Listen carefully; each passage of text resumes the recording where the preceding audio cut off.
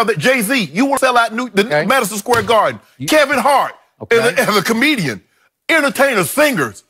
Okay, so what if Kevin Durant, and this is a tall order, and he's a tall man. He's 7 feet tall. Okay. But what if he could go there with Kyrie? He would need Kyrie, and I think Kyrie would be his best fit. So the two of them go there. Kyrie's going to have to suck it up and muddle through a year without Kevin, which will not be easy. Right.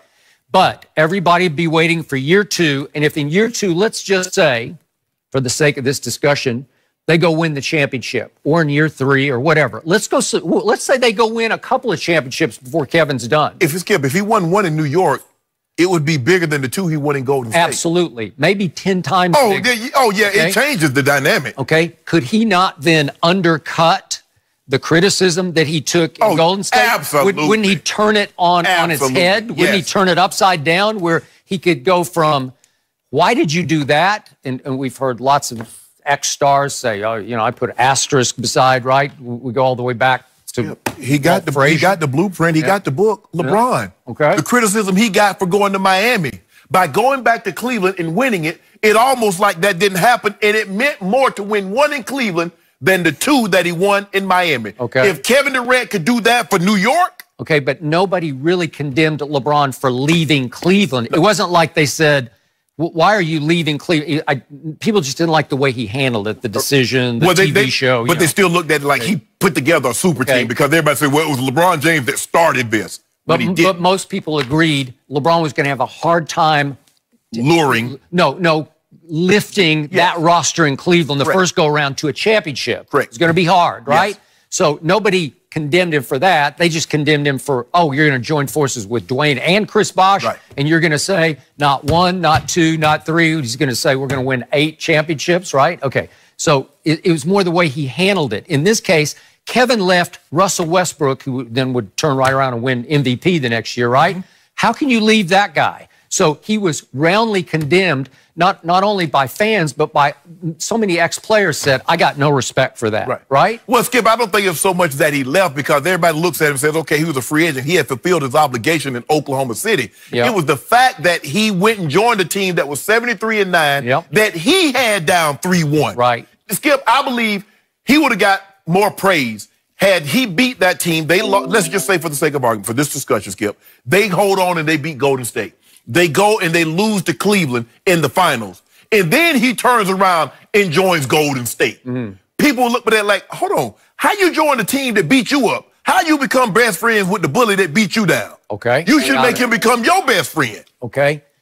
How many people would reverse their opinion if he went sort of quote-unquote by himself, even though he would have Kyrie? But Kyrie's stock is low right now. Kyrie took a beating last year in Boston, public beating in that you can't do that. Right. And you're such a poor leader. So you wouldn't get that much credit for going with Kyrie to the Knicks.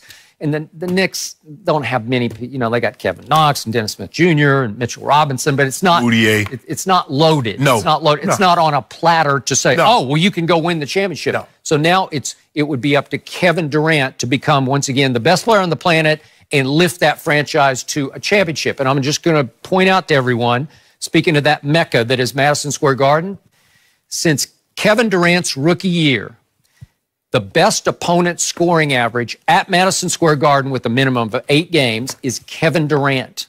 Okay, that's over all of his years. You know, that's a lot of years.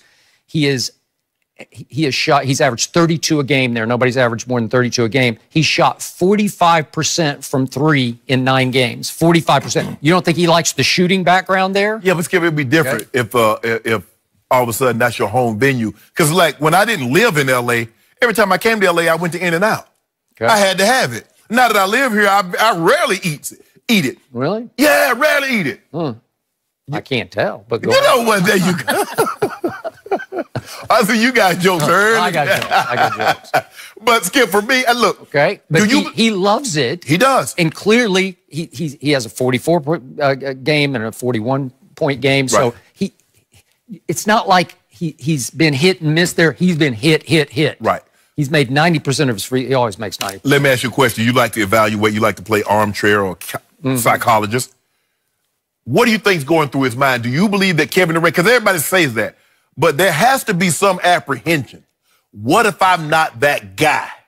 Okay. Well, in 2 years from now than I was before I left. Okay. This would be his greatest challenge. You would have to give him credit for having the guts to go try this. Yes. Golden State doesn't require that much. No. You just go right back to what you know, right, and exactly. you go back to who you were and who they were, and they'll try to keep some pieces together. It's going to be Steph and Draymond. Maybe Clay will stay. Maybe you'll try to get the band back together. Skip, for me, having gone through this, it's a lot easier to rehab with people that you know have an injury, and the guys, who's going to heal up the quickest, as opposed to rehabbing. Because once I wasn't in the league and I had my shoulder scoped, and I'm around guys that have normal and guys and gals, men and women that have normal jobs, I don't really know them. So it's me, I get in there, do my job, and rehab, and I'm gone. As when I was with a team, we talking and we really trying to go at this thing because we're trying to speed up that process. He doesn't know anybody. I mean, casually, Skip, but it's not like Clay. Clay, because Clay's going to be right beside him rehabbing. Draymond, he knows Draymond. He knows Steph. He knows that training staff. Skip, is different.